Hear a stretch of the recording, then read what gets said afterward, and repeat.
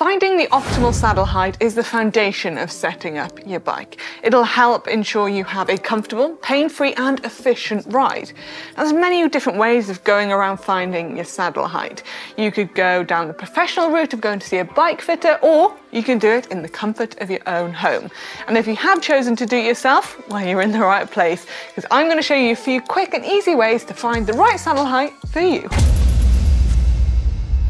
Before we get into this, I would suggest popping your bike on an indoor trainer if you have one. I always find it easier because it means you can jump on and off, your bike is static, and it's really easy to make adjustments and have a little ride and see how it feels. Just make sure that your bike is level when you are doing that. Or if you don't have an indoor trainer, absolutely no worries. Just find somewhere that is fairly quiet, that you can lean up against something and also go for a little ride to make sure it feels okay. There are a number of basic methods that you can use to find the right saddle height, but one of the quickest ways to find it is the heel method that some of you might have used before.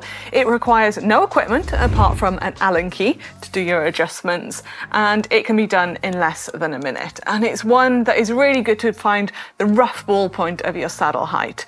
One that is really handy to do if you're maybe going to the gym and using an exercise bike and you need to find your saddle height quickly. So for this, you're going to want to put on your cycling shoes or whatever shoes you choose to ride your bike in, and then you want to sit on your bike. So once you're on your bike, you need to put one of your pedals at the 6 o'clock position, so right down at the bottom. Then you want to pop your heel on the pedal. And your leg should feel like it's fairly locked out, but you shouldn't be overreaching to be able to reach the pedal. You might need to get off and adjust the saddle height, put it up or down a little bit, but it should feel like your heel could just about touch the pedal. Once you have that locked out position, you then want to put your feet on the pedals normally and clip in, and then have a pedal, and that should feel pretty good. It is worth bearing in mind that this method doesn't take flexibility into account, so if you are not very flexible or some of your muscles are super tight, you might need to put your saddle down. Again, this is a rough ballpark. You still might need to adjust by a few millimeters up or down, but just have a little tweak and see what feels good for you. So the heel method is probably the quickest way to find your saddle height, but if you found that method hasn't really worked for you, here's another one for you. So this one is done by measuring your inseam. You can do this on your own, or if you have someone to measure your inseam, you can do it that way too. You just want to make sure that person is okay getting up close and personal with you. But if you're doing it yourself, you're going to need a book, a measuring tape, and a pencil, and a calculator as well.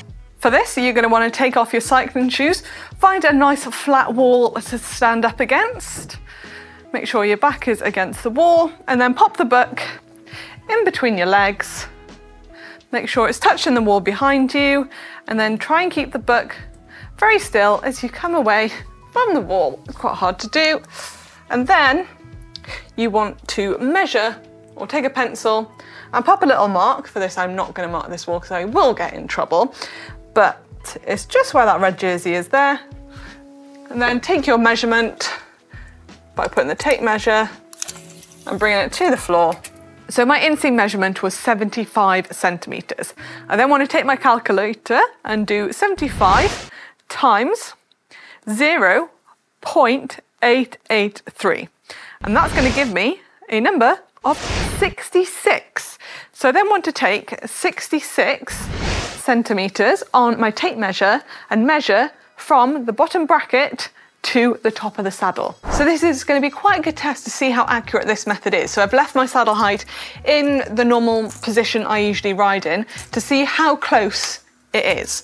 So it was 66 centimeters, and then you kind of just want to keep it in line with the seat post, and that is pretty bang on.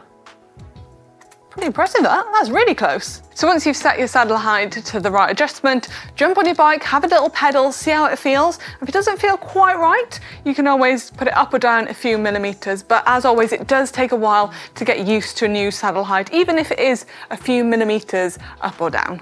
Other things that can affect your saddle height and how your saddle height feels is the actual saddle itself and the fore and after the saddle and the saddle angle.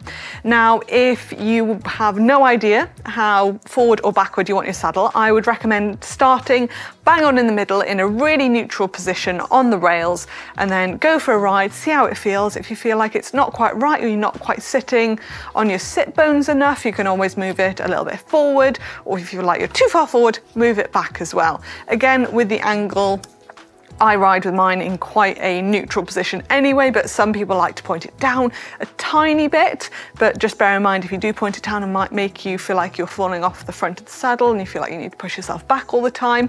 These kind of things do take quite a bit of time, getting used to riding the bike and seeing what you like. So a few things to bear in mind there. But now I want to move on to some visual things to look out for or to feel when you're riding, and to kind of little signs that your saddle height might not be quite right. So when you're riding, you want to make sure that your pelvis is nice and stable on the bike. You don't want your hips rotating from side to side as you pedal. If they are, it might mean that your saddle is too high and you're overextending, meaning that your hip has to compromise as well. So you might want to bring your saddle down a little bit. You also want to make sure that your foot is nice and neutral. You don't want your toes pointing down or your heel pointing down, just a nice even foot. And then last one is to make sure that you have a nice efficient pedal stroke. You don't want any dead points in your pedal stroke. That again might mean that your saddle is too high and you're going to essentially be losing power. So those were some quick ways to find your saddle height. But just a note, you should never be in pain when you're riding. If you have pain in your knees or your hips or your foot, maybe go and seek some professional advice in a bike fit or a physiotherapist. They might be able to help as well. But do let me know in the comments what you thought and how you find your saddle height. And if you did enjoy this video, make sure to give it a big thumbs up.